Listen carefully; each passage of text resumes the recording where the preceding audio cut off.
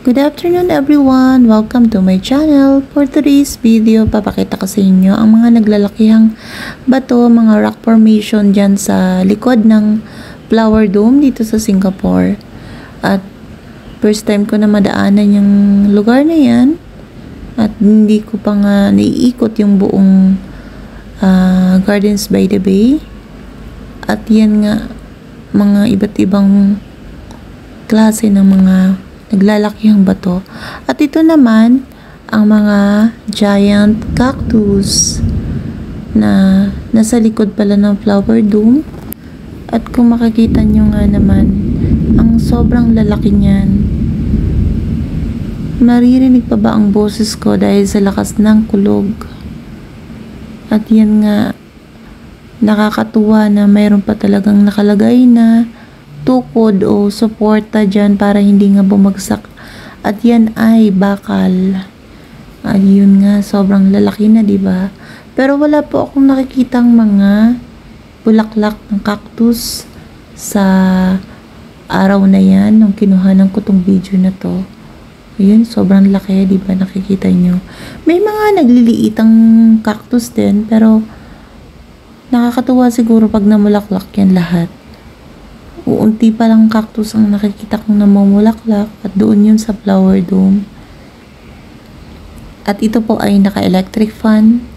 Pero yung sa flower dome, yun ay talagang naka-aircon. At yun nga ay indoor. Ito naman ay outdoor, pero pinapangalagaan pa rin nila to at nilagyan nga nila ng electric fan para hindi nga mainitan yung mga cactus.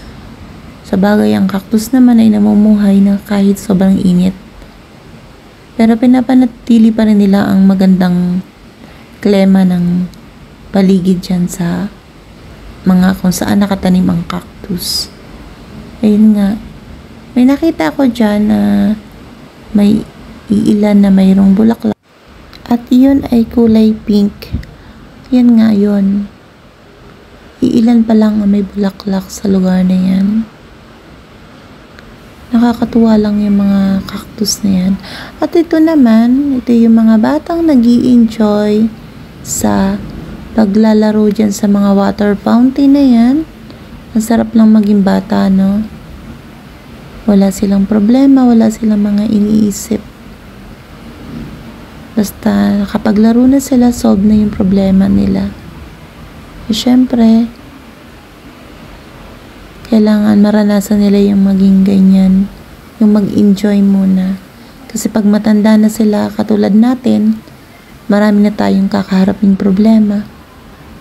Kaya, habang mga bata pa sila, na-enjoy muna nila yung ganyang bagay. At ito ang likod ng flower dome. Ito, diba, may mga rock formation pa rin dyan.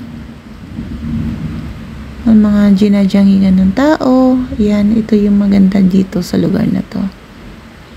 At yan lang, nadaanan ko tong bulaklak na yan. Ayun, maraming salamat sa inyong lahat. God bless!